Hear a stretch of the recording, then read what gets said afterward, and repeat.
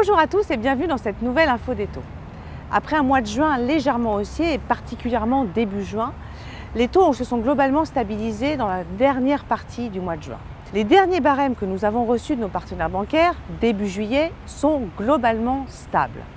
Cependant, nous observons quelques hausses ici ou là, notamment dans certaines caisses régionales, mais également des baisses dans deux grandes enseignes nationales.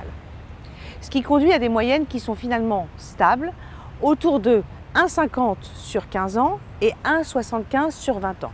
Nous ne le répéterons jamais assez, les taux sont toujours historiquement bas.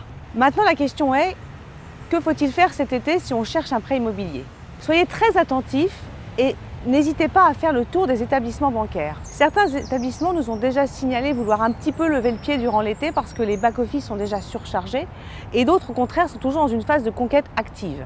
Il ne faut donc pas se tromper d'établissement et bien tomber ou faire son crédit avec celui qui est très actif. Parallèlement à cela, les OAT, les obligations du Trésor qui servent de référence au taux des crédits aux particuliers, sont également globalement stables et toujours très bas puisque inférieurs à 1%.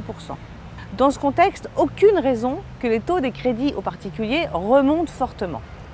Nous vous conseillons donc, si vous avez un projet immobilier extrêmement urgent, de bien faire le tour des établissements, éventuellement avec un courtier comme meilleurtaux.com, afin de bien être en contact avec le bon établissement et celui qui sera prêt à faire le plus d'efforts pour votre projet immobilier.